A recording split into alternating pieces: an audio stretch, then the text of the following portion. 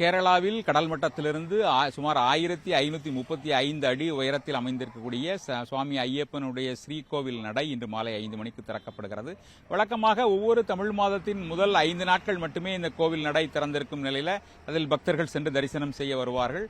ஒவ்வொரு ஆண்டிலும் மண்டல மற்றும் மகர விளக்கு பூஜைகளுக்காக இந்த சுவாமி ஐயப்பனின் அந்த ஸ்ரீகோவில் அப்படிங்கிறது கார்த்திகை முதல் தேதி முதல் பக்தர்களுக்கு அதற்கான அவர்கள் தரிசனம் செய்ய அனுமதி வழங்கப்படும். அந்த அடிப்படையில் நாளை கார்த்திகை மாத பிறப்பு என்ற அடிப்படையில் இன்று மாலை 5 மணிக்கு கோவில் நடை திறக்கப்படுகிறது.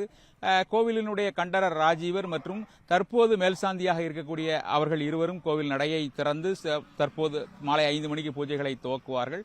தொடர்ந்து புதிதாக தேர்ந்தெடுக்கப்பட்டிருக்கக்கூடிய மேல்சாந்தியான அருண்குமார் நம்பூதிரி பூஜைகளை தொடர்வார். இவர் அடுத்த மகர விளக்கு மண்டல பூஜை காலங்கள் துவங்கும் வரை அதற்கான இந்த பூஜைகளில் ஈடுபடுவார். இன்று மாலை 5 மணிக்கு முதலாவதாக கோவில் நடை திறக்கப்பட்டு பூஜைகள் நடத்தப்படும். கோவில் இருக்கக்கூடிய தேவசம் போர்டு அதிகாரிகள் மற்றும் காவல்துறையினர் முதலாவதாக சுவாமி தரிசனம் செய்யக்கூடிய நிலையில் தொடர்ந்து பக்தர்களுக்கு சுவாமி தரிசனம் செய்ய அனுமதி வழங்கப்படும். சிகர நிகழ்வான மண்டல பூஜை அடுத்த மாதம் டிசம்பர் மாதம் 26ஆம் தேதி நடைபெறும்.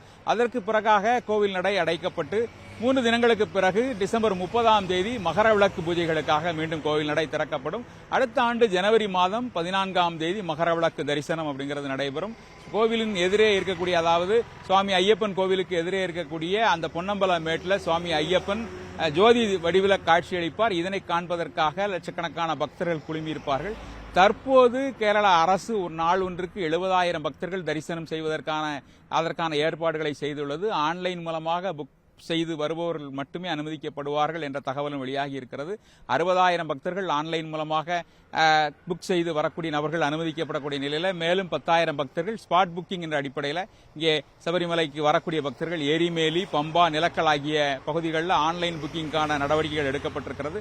அவ்வாறு தினந்தோறும் 10,000 பக்தர்கள் அனுமதிக்கப்படுவார்கள். இவ்வாறாக 70,000 பக்தர்கள் நாளொன்றுக்கு அனுமதிக்கப்படுவார்கள் என்ற தகவல் வெளியாகி இருக்கிறது.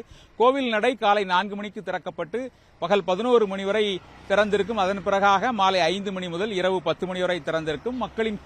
பக்தர்களின் கூட்டம் அதிகமாக இருக்கக்கூடிய நிலையில இரவு 11 மணி வரை கோவில் நடை திறந்திருப்பதற்கான வாய்ப்புகள் இருக்கிறது. இந்த சூழல்ல சிகர நிகழ்வான அந்த மண்டல பூஜை காலங்களுக்காக ஐயப்பன் கோவில் நடை இன்று மாலை திறக்கப்படுகிறது. அதற்கான ஏற்பாடுகளை தேவசம் போர்டு அதிகாரிகள் மற்றும் கேரள அரசு செய்திருக்கிறது.